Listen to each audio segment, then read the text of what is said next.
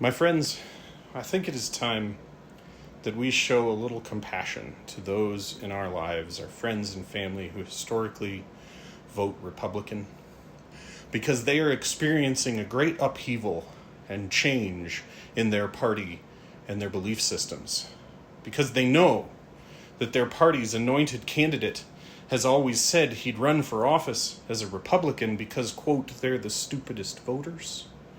End quote. They see that their party complained and bitched and moaned about the age of the opposing candidate, but now that he has dropped out of the race, their candidate is now the oldest person to ever run for the presidency, but their party has been mum on his age and competency.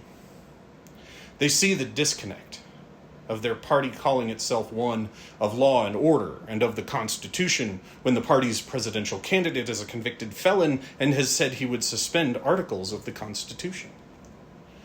They see the shamefulness of their party claiming to be the most supportive of the military when their party's candidate has been so insulting and denigrating to military members. They see the contradiction of their party claiming to be the party of Lincoln when their candidate has been blatantly racist in front of them. They see the absurdity of their party's obsession with displaying the 10 Commandments, which were of Moses, in government buildings and schools, but not demanding display of the Beatitudes of Jesus Christ himself. I mean, can you imagine if displayed on the walls of courtrooms the country over was, quote, blessed are the merciful? In other words, they see the hypocrisy of their party reviling and persecuting LGBTQ Americans when Jesus said, quote, blessed are you when others revile you and persecute you and utter all kinds of evil against you falsely in my name.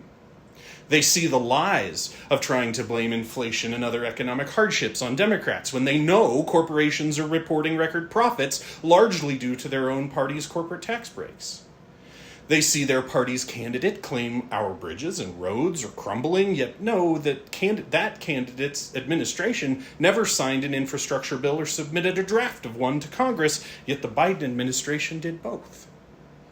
They see the emptiness of their party claiming to be tougher on crime when the opposing candidate now is was a successful prosecutor.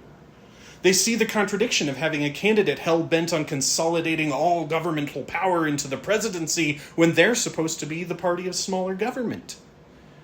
They see the fallacy of constantly calling the opposition the, quote, radical left when they know that the policies the left advocates for would be considered centrist or even slightly right of center in every other free country on the planet. They see the absurdity of their party worrying and hand-wringing about the Democrats letting convicted felons vote, but are expecting their party members to vote for a convicted felon. They see the incongruity of their party supporting their candidate after getting shot with an AR-15 by wearing sympathy bandages on their ears, but when children get shot, their party's politicians wear pins supporting AR-15s.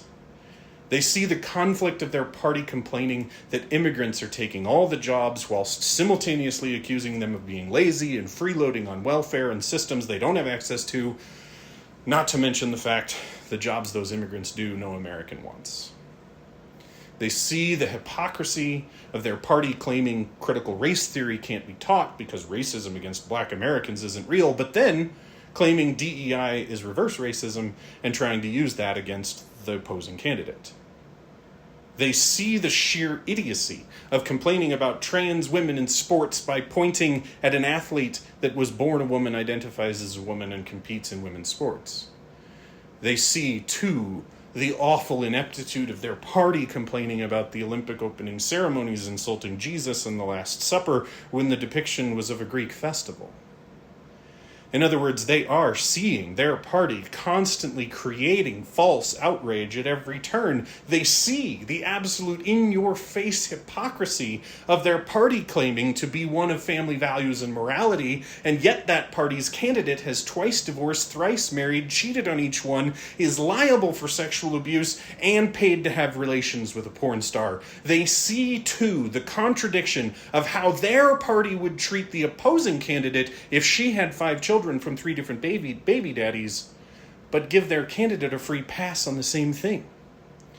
They see the almost criminal conflict of their party criticizing the opposing candidate for not having kids, yet wanting to ban IVF.